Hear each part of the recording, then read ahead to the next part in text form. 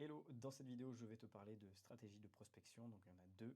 Je te conseille vraiment d'écouter attentivement et d'appliquer à la lettre ce que je te dis parce que c'est très important.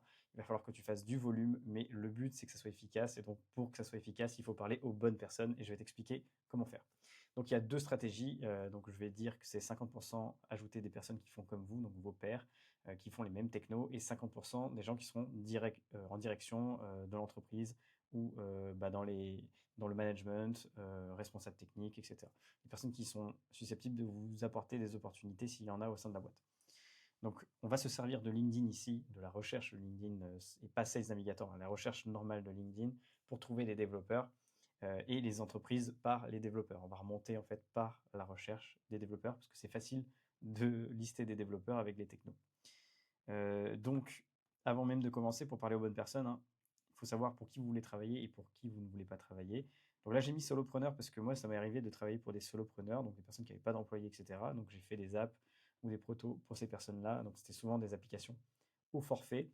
Mais si vous êtes une agence ou un freelance qui fait des applications au forfait, ça peut être une bonne cible si vous avez un produit ou une spécialité qui puisse intéresser ces personnes-là. Donc LinkedIn, c'est un bon vivier pour ces profils-là.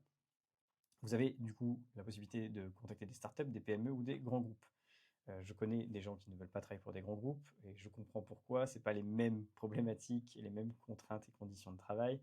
Mais voilà, vous aurez les différents profils qu'il faut contacter au sein de ces boîtes-là pour avoir des opportunités.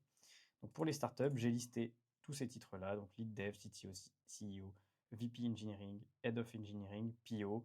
Voilà, c'est ces personnes-là à contacter. Bien évidemment, contacter une personne qui est haut placée, mais dont le métier, c'est le même que le vôtre. Donc à la limite, privilégier CTO et Lead Dev, VP Engineering, Head of Engineering. Et après, si vous ne trouvez pas ces profils-là, vous irez sur CEO, PO. Ce sera pareil pour les autres intitulés de postes.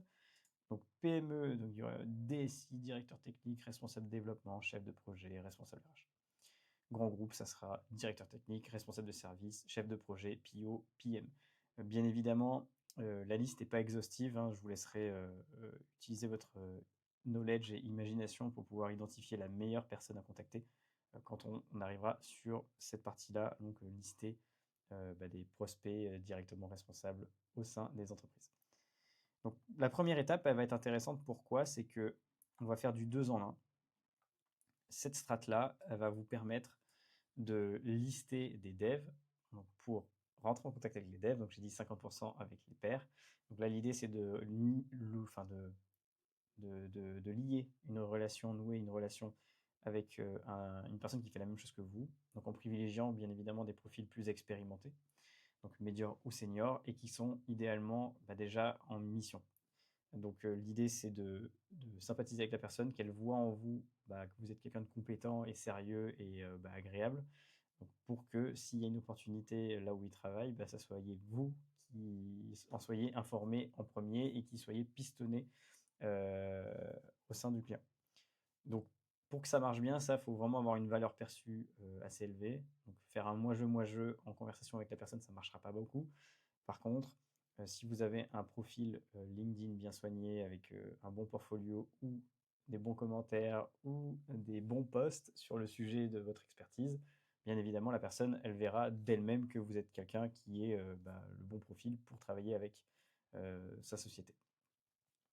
Donc là, ici, donc j'ai bien mis listé, hein. Donc faites attention, il faut bien rentrer en contact avec Meteor Senior en activité et utiliser la recherche avancée de LinkedIn, donc avec les booléens, and, or et exact match pour trouver les profils qui correspondent le plus à ce que vous faites. Une fois que vous avez trouvé des Meteor Seniors qui sont pas en recherche, mais qui sont en entreprise, eh ben, on va pouvoir ajouter cette personne.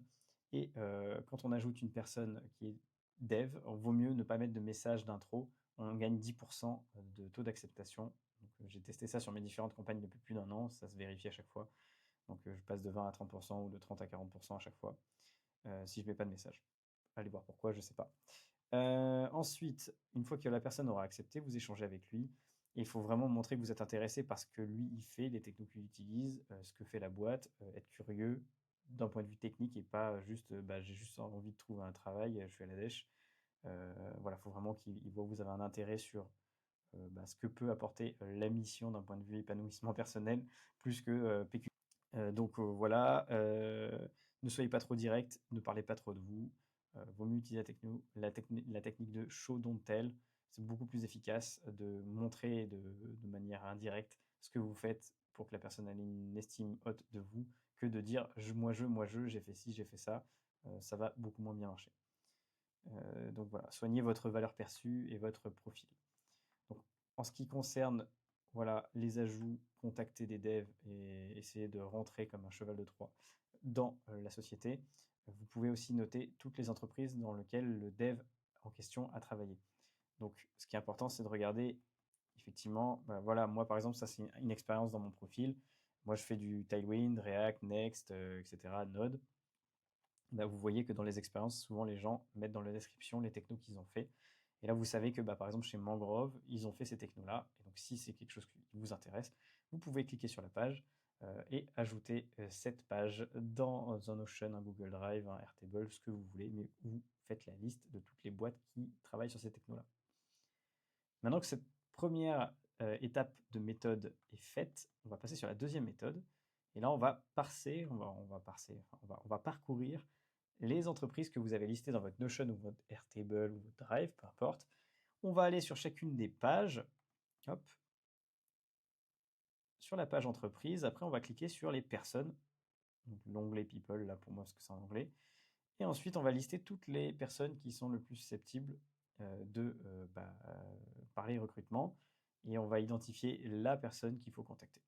Donc, une fois que vous avez identifié la personne, et donc en vous aidant de ceci, vous allez ajouter la personne avec une note d'intro. Moi, généralement, je conseille d'ajouter avec un message comme bonjour, votre profil a retenu mon attention, je me permets de vous ajouter afin d'agrandir mon réseau. Au plaisir d'échanger cordialement.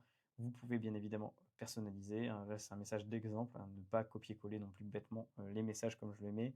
Voilà, soyez humain dans vos échanges, c'est beaucoup plus efficace. Une fois que la personne elle a accepté, vous avez ici un petit message à ajouter. Hop, c'est bonjour, merci d'avoir accepté ma demande de connexion. Je m'appelle prénom, je prends contact avec vous car passion ou intérêt et lien avec l'entreprise. Par exemple, si l'entreprise travaille dans l'automobile ou fait une application de location de parc auto, j'en sais rien, là, vous allez pouvoir dire oui, moi j'aime l'automobile, j'aime l'informatique et je vois que vous avez une application qui permet de faire de la location de véhicules. Donc, du coup, ça lie passion et appétence. Et en plus, dans mes précédentes expériences, j'ai pu faire ceci, j'ai pu faire cela. Donc, je pense pouvoir être un bon atout pour vos équipes. Voilà, donc la personne, elle voit que vous intéressez réellement à ce qu'elle fait. Vous avez de quoi en fait argumenter sur que vous êtes une bonne personne à contacter et avec qui échanger. Voilà, donc faut suivre un peu ces étapes-là. Vous n'êtes pas obligé de respecter à 100% le texte comme je l'ai mis. Mais au moins, ça vous permet déjà d'intriguer la personne et de montrer que vous n'avez pas fait un chat GPT générique qui sert à rien. Ensuite, vous êtes CEO, CTO, etc. ou lead tech, tout comme moi avec mon expérience actuelle. Dans mes précédents postes, j'ai pu faire ci, j'ai pu faire ça, j'ai apporté ci, j'ai apporté ça. Donc les KPI, c'est très important de montrer des stats ou des choses que vous avez pu amener bénéfiquement à la société. Je me doute que vous n'avez pas forcément de poste disponible actuellement parce que vous êtes allé le démarcher directement, vous n'avez pas forcément vu de mission ouverte. Donc, mais je me permets quand même de vous contacter car votre entreprise m'intéresse particulièrement. Je serais ravi d'échanger avec vous, même 10 minutes, pour vous montrer comment je pourrais contribuer à le développement de votre application, etc. Est-ce que vous seriez disponible dans la semaine pour en discuter? Et après, vous pouvez mettre un lien vers votre calendrier ou numéro de téléphone, email, peu importe. Là, n'oubliez pas d'enlever le E entre parenthèses, ça fera cramer, que sinon c'est du template ou du message généré. Donc voilà pour ces deux strates, il faut vraiment faire du volume. Je vous conseille d'envoyer au moins 5 à 10 demandes de connexion et engager autant de conversations tous les jours pour commencer à avoir des résultats.